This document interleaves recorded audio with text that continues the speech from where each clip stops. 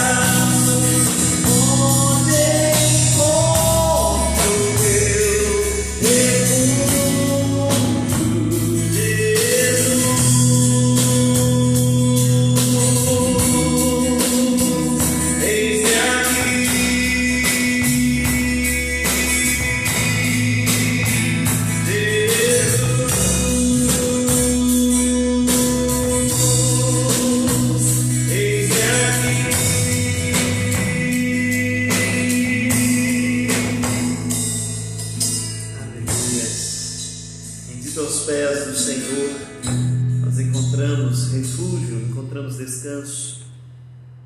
João, capítulo de número 6, versículo de número 32, diz assim: replicou-lhes Jesus: em verdade vos digo, não foi Moisés quem vos deu o pão do céu. O verdadeiro pão do céu é o meu Pai quem vos dá. Porque o pão de Deus é o que desce do céu e dá vida ao mundo. Então lhe disseram: Senhor, dá-nos sempre desse pão. Declarou-lhes, pois, Jesus: eu sou o pão da vida, e o que vem a mim jamais terá fome, e o que crê em mim jamais terá sede. Eu sou o pão da vida. Louvado seja o Senhor, porque o pão da vida está à nossa disposição. O pão da vida está próximo a nós. O pão da vida tem alimentado, sustentado, fortalecido os nossos corações, a nossa alma. Que Deus abençoe seu coração nesse dia. Que Deus encha o seu coração de paz, em nome de Jesus. Vamos louvá-lo. Deus da aliança é o Deus de promessa. É o meu Deus, é o seu Deus. É o Deus que não mente, é o Deus que não falha.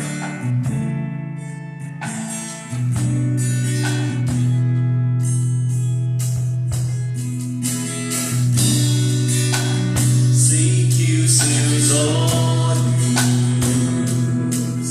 sempre atentos, permanecem em mim,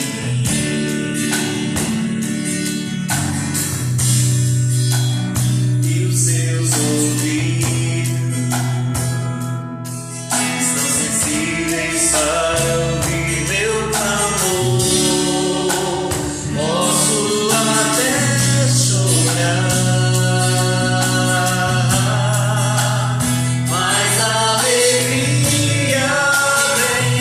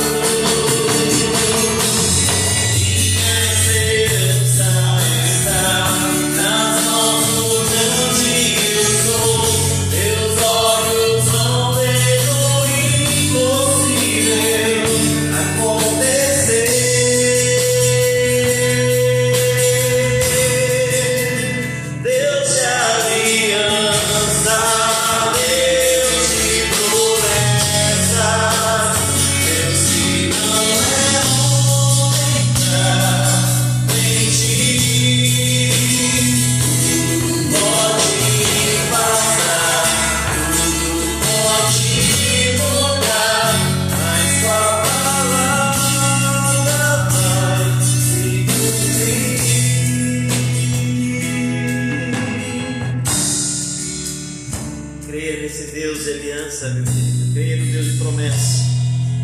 Ainda que as circunstâncias mudem, elas sempre vão mudar.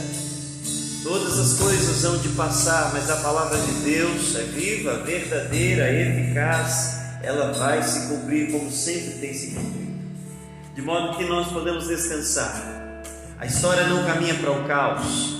O mundo não caminha ao léu da sorte. A história tem um fim, e o fim já foi decretado por Deus. E o fim envolve novos céus e nova terra. Louvado seja o Senhor. Vamos orar. Deus bendito, fale ao nosso coração nesta manhã. Abençoe e fortaleça a nossa vida. Dê-nos, ó Deus, encorajamento. Também renove nossas esperanças.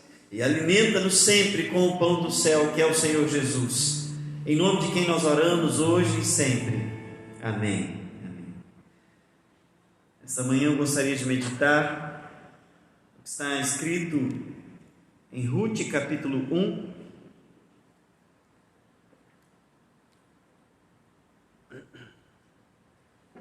Ruth capítulo 1. O livro de Ruth está inserido no período dos juízes, um período que envolve aproximadamente 330 a 350 anos, e nos apresenta luz em meio às trevas dessa nação. A esperança brota através de um casamento, através de um bebê que nasce, cujo nome é Obed, que vem a ser, por sua vez, o avô de Davi, o maior rei de Israel. O período dos juízes, um período marcado por um momento sem lei, um tempo sem Deus. O livro registra por algumas vezes, e especialmente encerra no capítulo 21, versículo 25, dizendo que naqueles dias não havia rei em Israel e cada um fazia o que achava mais reto. Então eles viveram um tempo de crise e instabilidade política, um tempo de colapso moral, um tempo de infidelidade espiritual, um tempo de abandono ao Senhor. E é nesse tempo que surge a história registrada no livro de Ruth, como luz nas trevas, como esperança no meio do caos. O objetivo deste livro, além de fazer uma transição do período dos juízes para o período dos reis, é trazer ao coração dos judeus e ao meu coração e ao seu uma palavra de esperança. Porque aqui está registrada a história de Boaz, o resgatador, aquele que então simbolizava o que Cristo iria fazer por nós. Aqui está a história do nascimento do avô de Davi, aquele grande rei que simboliza o nosso grande rei. Por isso é uma história de esperança, mas é a providência de Deus para a família. Eu vou ler então o capítulo 1.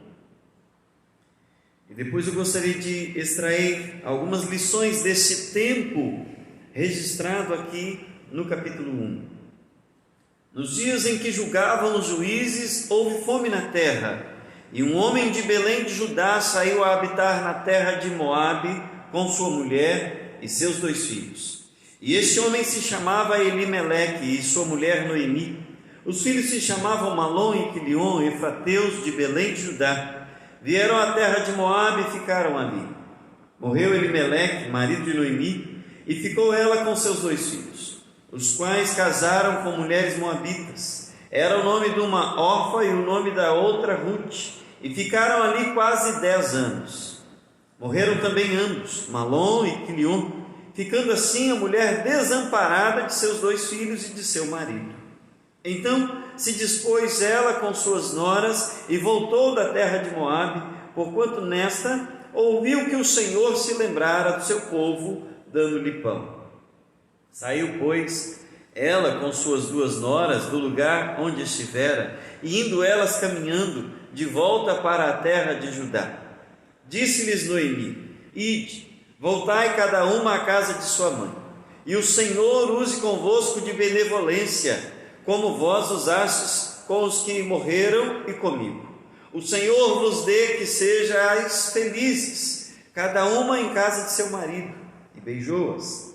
Elas, porém, choraram em alta voz e lhe disseram: não, iremos contigo ao teu povo. Porém Noemi disse: voltai, minhas filhas, por que iríeis comigo? Tenho eu ainda no ventre filhos, para que vos sejam por maridos? Tornai, filhas minhas, ide-vos embora, porque sou velha demais para ter marido. Ainda quando eu dissesse: tenho esperança, ou ainda que essa noite tivesse marido e houvesse filhos, esperá-los-íeis até que viessem a ser grandes? Abster-vos-íeis de tomardes maridos? Não, filhas minhas, porque por vossa causa a mim me amarga o ter o Senhor descarregado contra mim a sua mão. Então, de novo, choraram em voz alta. Orfa, com um beijo, se despediu de sua sogra, porém Ruth se apegou a ela. Disse Noemi: eis que tua cunhada voltou ao teu povo e aos seus deuses. Também tu volta após a tua cunhada. Diz, porém, Ruth: não me instes para que te deixe e me obrigue a não seguir-te, porque onde quer que fores, irei eu, e onde quer que pousares, ali pousarei eu. O teu povo é o meu povo, o teu Deus é o meu Deus. Onde quer que morreres, morrerei eu, e aí serei sepultada. Faça-me o Senhor o que bem lhe aprouver, se outra coisa que não seja a morte me separar de ti. Vendo, pois, Noemi que de todo estava resolvida a ir com ela, deixou de insistir com ele. Então ambas se foram até que chegaram a Belém. Sucedeu que, ao chegarem ali, toda a cidade se comoveu por causa delas, e as mulheres diziam: não é essa Noemi? Porém ela lhes dizia: não me chameis Noemi, chamai-me Mara, porque grande amargura me tem dado Todo-Poderoso. Ditosa eu parti, porém o Senhor me fez voltar pobre. Por que, pois, me chamaríeis Noemi, visto que o Senhor se manifestou contra mim e o Todo-Poderoso me tem afligido? Assim voltou Noemi da terra de Moabe com Ruth, sua nora, a moabita, e chegaram a Belém, no princípio da cega da cevada. Amém. Queridos, esse texto nos fala de 3 tempos distintos, e eu gostaria de destacar isso nesta manhã. Primeiro, um tempo de fome, um tempo sem pão, um tempo de profunda escassez no meio do povo de Israel. Do versículo 1 ao versículo de número 5, está registrado esse tempo. Nos dias em que julgavam os juízes, houve fome na terra. É curioso observar isso aqui. As fomes nos tempos do Antigo Testamento sempre eram por causas naturais, às vezes por secas, às vezes por doenças, às vezes por pragas, às vezes por invasões de gafanhoto, às vezes por guerras. Mas em todas as manifestações da fome, em todos os momentos de escassez, o povo de Israel sempre conseguia entender que Deus estava trazendo pequenos juízos sobre a nação por causa dos seus pecados. Essa era uma leitura muito comum naqueles dias. Então, se parou de chover e a lavoura parou de produzir, eles entendiam que Deus claramente estava tentando puni-los por seus pecados, para que eles pudessem então se arrepender. O texto narra para nós um período desse, um período de fome na terra de Israel, em toda a nação, e então passa a nos apresentar alguns nomes muito importantes que devem chamar nossa atenção aqui, porque nesse tempo de fome, uma família se destaca e toma decisões perigosas, escolhas precipitadas que levaram essa família a um grande caos, a colher prejuízos irreparáveis nas suas vidas. A fome ou o desespero muitas vezes nos leva a decisões equivocadas. A fome e o desespero nos leva a decisões precipitadas, e às vezes nós vamos colher frutos ainda mais amargos do que a própria fome e o desespero. A situação sempre pode piorar, então nós precisamos fazer as escolhas adequadas para que elas não piorem, ao contrário, elas venham a melhorar. Quero destacar aqui alguns nomes. Eu quero começar pelo nome dessas duas cidades que são mencionadas no versículo 1. Eles moravam em Belém e se dirigiram a Moabe.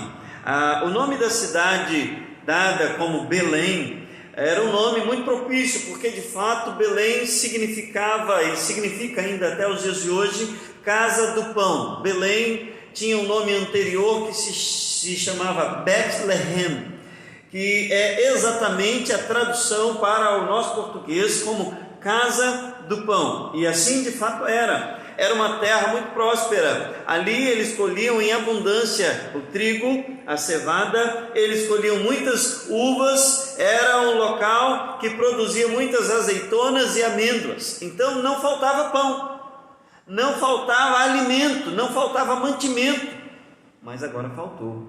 É curioso ver que faltou pão na casa de pão. E eles então se dirigiram a Moabe.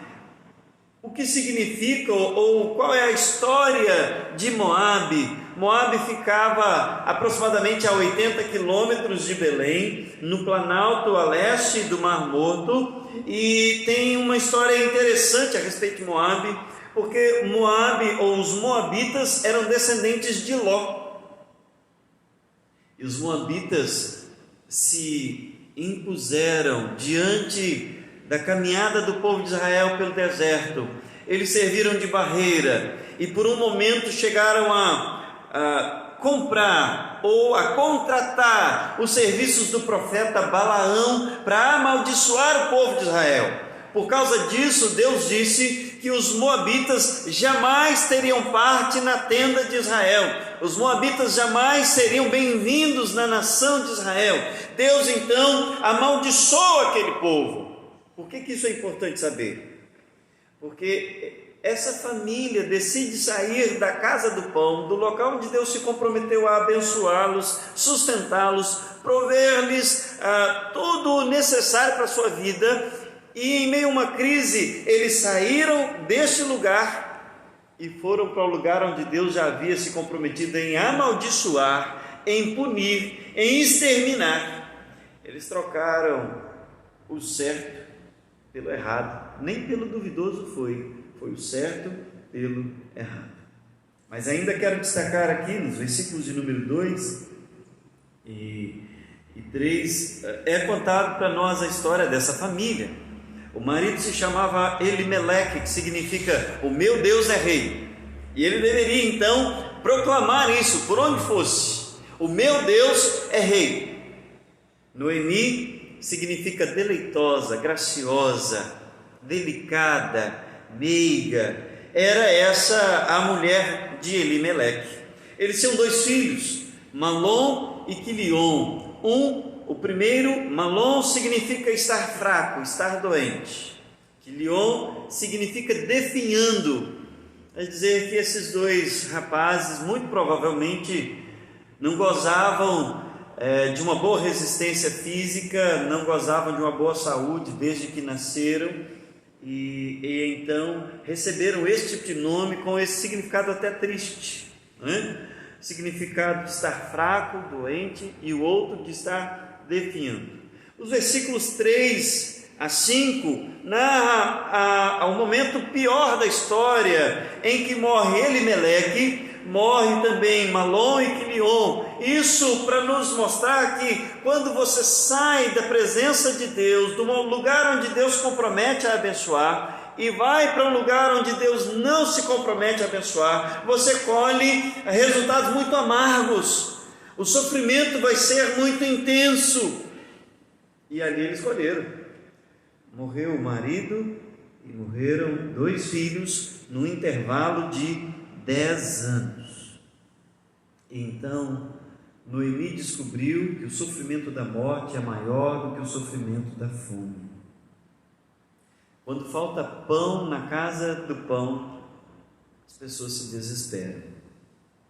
Mas não deveria ser assim. Quando falta pão na casa de pão, as pessoas deveriam suplicar ao Deus que é o provedor do pão.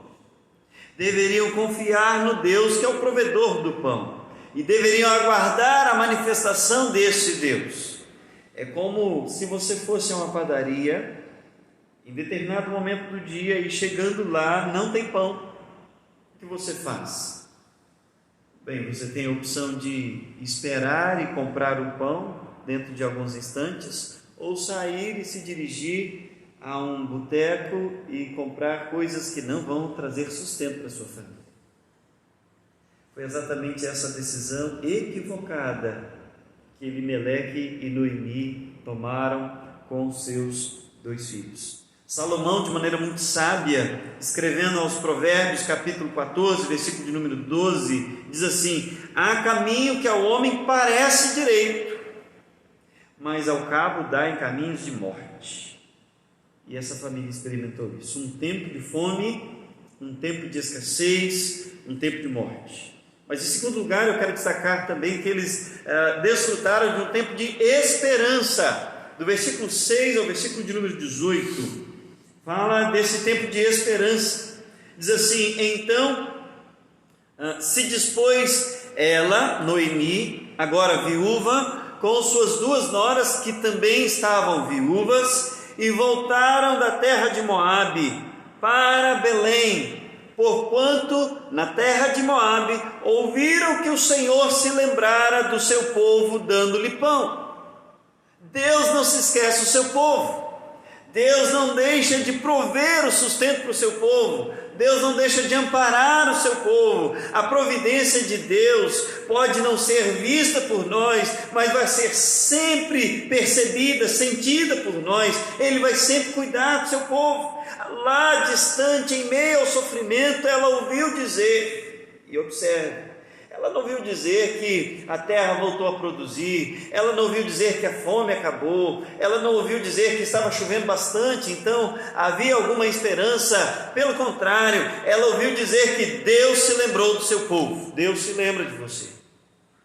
Deus sempre vai se lembrar de você. Ele não é homem para mentir, a sua palavra jamais vai falhar, ele vai sempre cuidar daqueles que são seus. Deus se lembrou e lhes deu pão. Essa é a esperança. Quando você tem essa grata informação de que Deus continua sendo o provedor bendito em todo o tempo. Diz-nos então, versículo 7 em diante, que ela saiu com as noras, e enquanto estavam retirando-se da cidade, ela se dirige às noras, dizendo que elas estavam desobrigadas de segui-la. Afinal, eram viúvas, mas ainda estavam jovens, poderiam arrumar casamento. Ela já, por sua vez, estava viúva, já idosa, não tinha esperança de filhos, não tinha esperança de casamento, não tinha esperança de restauração. Então ela se despede dizendo: podem ficar por aí. Os versículos 8 e 9 nos mostra essa despedida, dizendo que ela abraça, chora com essas noras, ela ora a Deus e roga que Deus as abençoe, e roga que Deus use de benevolência com elas, que Deus lhes dê maridos, que Deus lhes dê filhos. Para você compreender isso aqui, é importante se lembrar que quando uma pessoa falecia, ela então era resgatada dessa viuvez a partir de um filho mais novo, de um irmão, aliás, do seu marido, que se casaria com ela novamente, e aí ela então teria descendência. Mas para Noemi morreu o marido e morreram os 2 filhos, de modo que não havia descendência, não havia esperança para Noemi. Para Ruth e Orfa morreram os maridos, e Noemi não tinha mais filhos para se casar com elas. Por isso ela então justifica dizendo: olha, podem ficar, porque eu não tenho mais filhos para vocês se casarem com eles, vocês estão desobrigadas na lei. E mais, ainda que eu viesse a ter um marido hoje e nessa noite viesse a engravidar, vocês iriam esperar por tanto tempo, não é justo, pode ficar, não tem como mais. Esse relato aqui é um relato de um coração azedo, amargurado. Ela mesma diz isso no versículo 13, quando ela diz: por causa de vocês, quando eu as vejo viúvas assim como eu, Deus está pesando cada vez mais a sua mão contra mim. Mas o foco não é a despedida amarga aqui, não é o choro.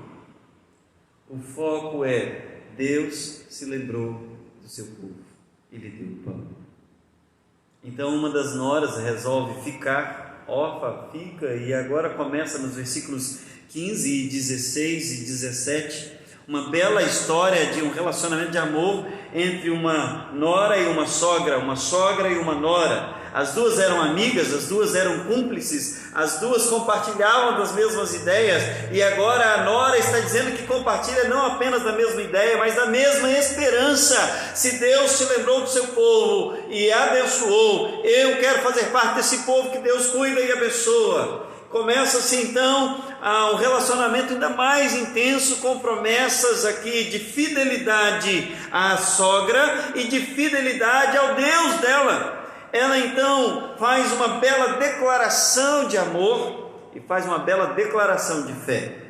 Porque onde quer que fores, irei eu, onde quer que pousares, ali pousarei eu, o teu povo é o meu povo, o teu Deus é o meu Deus, onde quer que morreres, morrerei eu e serei sepultada. Vai ser assim, nós não vamos nos separar, eu vou cuidar de você.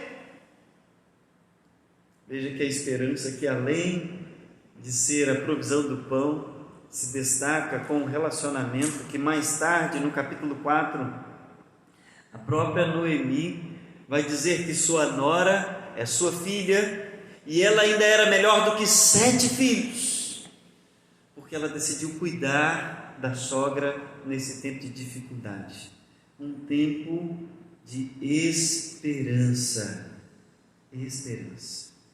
Esses versos então, do versículo 6 ao versículo de número 18, servem para nos mostrar que Deus visitou e continua visitando o seu povo, servem para nos mostrar que Deus se lembrou e continua se lembrando do seu povo, servem ainda para nos ensinar a valorizar os relacionamentos criados e fortalecidos no meio da crise. As crises não servem apenas para nos esgotar, embora elas nos esgotem, elas servem também para, através de relacionamentos sinceros, sermos fortalecidos por essas pessoas que Deus coloca nas nossas vidas. Que você seja alguém assim, que Deus possa te usar para fortalecer outros, que Deus possa te usar para encorajar outros, que Deus possa te usar para manifestar amor e levar esperança ao coração de outros, em nome de Jesus. Por último, aprendemos aqui que este foi também um tempo de recomeço. Depois de passarem fome, saíram de Belém, foram para Moabe, colheram frutos amargos ali, porque Deus não havia se comprometido em abençoar aquele lugar e as pessoas que ali estavam. Ouviram então dizer que Deus se lembrou do seu povo, dando pão, resolveram voltar. No meio da caminhada, uma nora fica, a outra declara o seu amor, e agora o versículo 19 ao 22 diz que finalmente elas chegaram em Belém. É um tempo de recomeço, e recomeçar não é fácil. É mais fácil desistir, é mais fácil arrumar as trouxas e fugir, é mais fácil ir embora do que tentar recomeçar, porque recomeçar envolve reconhecer que as escolhas foram erradas, envolve reconhecer que nessas escolhas erradas as consequências foram graves, drásticas, pesadas, e é isso que está acontecendo aqui. Elas voltam, e quando chegam a Belém, o versículo de número 19 diz que toda a cidade ficou comovida ao vê-las chegando. Mas a comoção não é de alegria, não é porque a saudade agora foi amenizada, não é porque agora elas poderiam então finalmente se abraçar. Ao contrário, elas estão comovidas porque ao longe viram aquela mulher que outrora no passado era graciosa, era deleitosa, era agradável, era uma mulher de fato boa de se conversar, porque era simpática, era uma mulher também muito rica, era uma mulher que vivia com belos ornamentos, e agora vem ela caminhando, com marcas duras do tempo na sua face, um coração também marcado pela morte do marido, de seus 2 filhos, e depois de uma caminhada de 80 quilômetros a pé, além da pobreza, além também da dor no coração, além de não estar acompanhada por seu marido e seus filhos, essa dona chega toda suja, maltrapilha. E é por isso que a cidade inteira se comove e as mulheres dizem: ora, não era aquela ali a deleitosa? Não era aquela ali toda charmosa? Não era aquela ali a mulher cheia de graça? Então eu visualizo esse texto e aquela mulher triste olhando para o lado dizendo assim: não sou mais isso. Me chamem agora de Mara, porque o Senhor tem me dado grande amargura.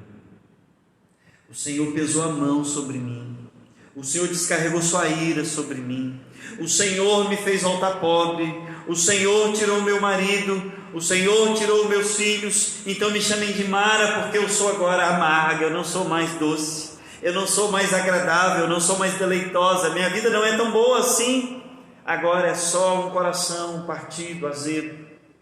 Mas chama-nos a atenção porque é necessário recomeçar, mas recomeçar da maneira certa, porque começar da maneira errada vai se colher novos frutos azedos de novo.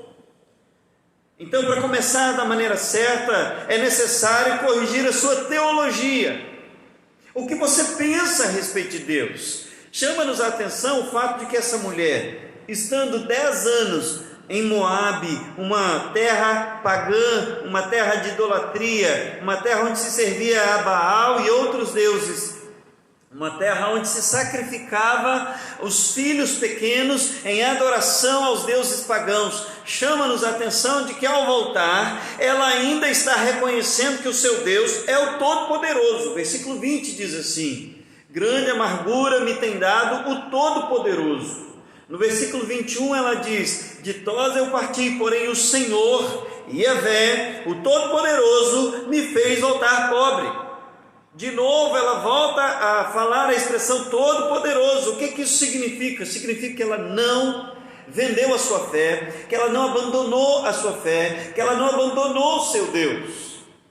O seu Deus ainda era o Deus Yahvé, o seu Deus ainda é o Todo-Poderoso.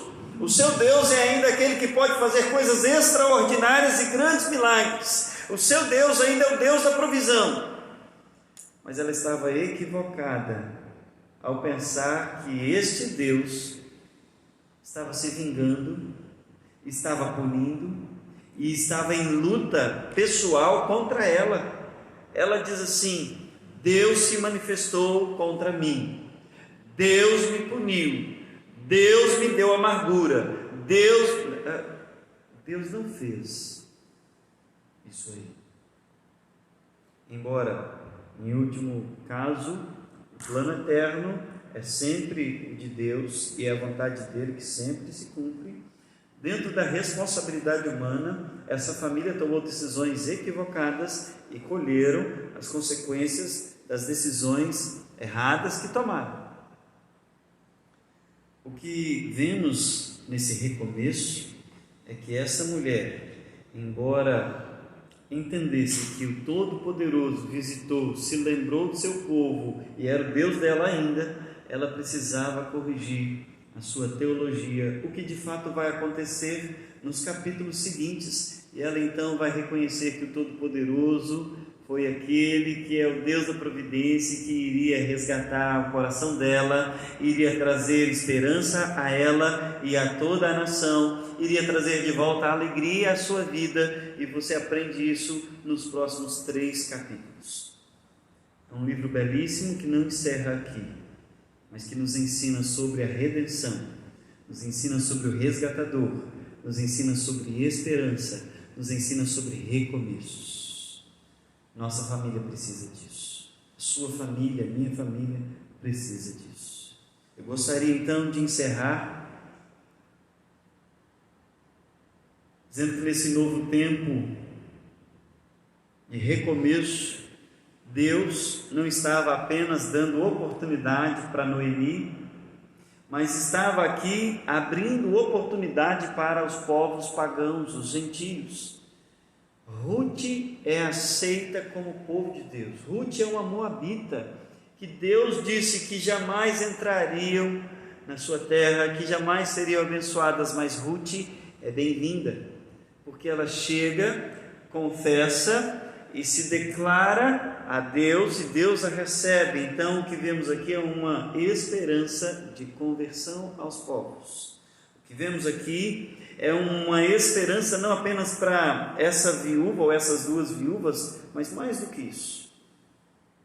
Deus provê um bebê, Deus provê um rei, e desse rei Deus provê para mim e para você o Rei dos Reis, o Senhor Jesus. Então, não é apenas uma história de esperança para Noemi e Ruth, é história de esperança para eu e você. É a história que aponta o Salvador, o nosso resgatador, o nosso Senhor Jesus Cristo. Quero trazer aqui, então, 3 aplicações. Primeiro, corrija a sua perspectiva a respeito de Deus. Como você olha para Deus? Em meio às crises, como você enxerga Deus nesse tempo? Fugir é mais fácil do que encarar as crises, mas você precisa entender que fugir não é a solução, fugir não tem a resposta, fugir não é o melhor é esperar que o Deus da providência visite o seu povo mais uma vez. Ele sempre fez isso e Ele vai continuar fazendo. Então o melhor é corrigir a nossa perspectiva a respeito de Deus, voltar os nossos olhos para Ele, debruçar então diante dos nossos joelhos, suplicar uma intervenção bendita de Deus nas nossas vidas, que Ele traga restauração, que Ele nos dê um novo começo. Às vezes nas lutas a gente pensa em fugir. As crises do casamento a gente acha que a solução é o divórcio. A crise com o filho, a gente acha que a solução é deserdar. A crise com os vícios e as graves doenças, muitas vezes tem levado pessoas a achar que a solução é o suicídio, quando a solução é a providência de Deus. Creia, descanse, suplique e espere. Pare de se vitimizar. Que vemos que essa dona aqui se fez como vítima, com autocomiseração, e ela dizendo: o Senhor fez isso contra mim, o Senhor me fez voltar amarga, o Senhor pesou a sua mão, o Senhor derramou sua ira. Olhe para suas decisões, corrija suas decisões, descanse em Deus, crie de fato uma perspectiva adequada e ajuste a sua teologia. Isso vai fazer bem para você. Em segundo lugar, esse é um texto que fala de esperança. Deus, na sua providência soberana, transformou a saga de dor numa saga de esperança e alegria.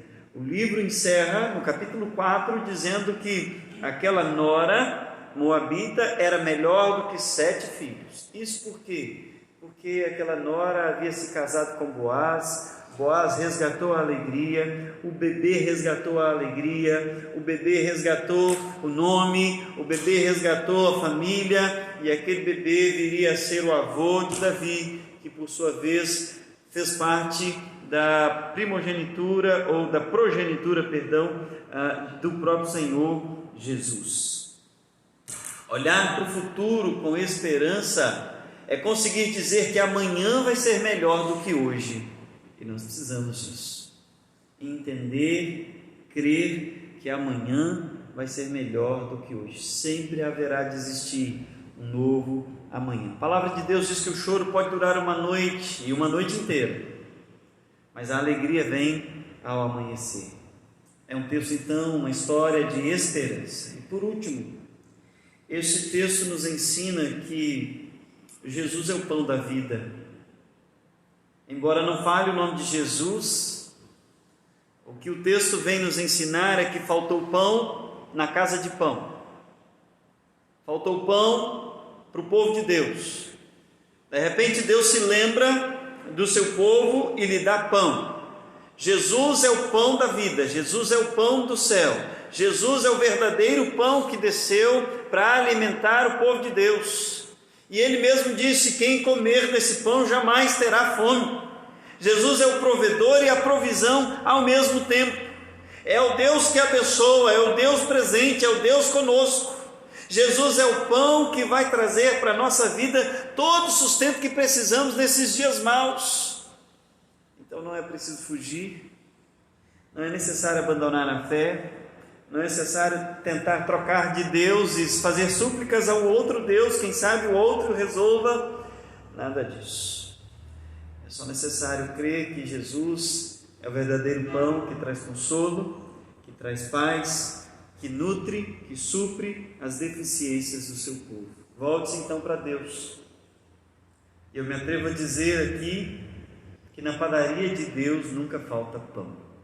Confie e descanse. Deus te abençoe em nome de Jesus. Quero orar pela sua família nesse momento, para que Deus continue sempre fortalecendo e sustentando a sua vida, seu casamento, te dê sabedoria nas decisões, que Ele renove a esperança, que Ele te dê um tempo de recomeço, que Ele corrija sua teologia e sua perspectiva, em nome de Jesus. Deus bendito e santo, nas tuas mãos nos apresentamos agora, nesse tempo de crise, nesse tempo de dificuldade, um tempo de escassez, um tempo de distanciamento, um tempo de isolamento, um tempo também de dor, em que muitas famílias têm perdido os seus entes queridos. Nós suplicamos que o Senhor nos dê um tempo de esperança, um tempo de recomeço. Rogamos que o Senhor venha visitar o seu povo mais uma vez. Rogamos que o Senhor nos dê do pão do céu, o Senhor Jesus, aquele que jamais vai nos deixar com fome, ou jamais vai nos abandonar às nossas próprias crises e dores pessoais. Fortaleça, ó Deus, as nossas famílias, fortaleça os nossos relacionamentos, nos dê da comunhão bendita do Senhor em todo o tempo. Nós assim oramos em nome de Jesus. Amém. Amém. Deus abençoe o seu coração, que Deus abençoe a sua família, em nome de Jesus. Nessa noite, às 19h30, temos um novo encontro e certamente Deus falará ao seu coração. Estará conosco o pastor Tarcísio e ele estará trazendo o recado de Deus para abençoar as nossas vidas nessa noite. Um bom dia, Deus te abençoe.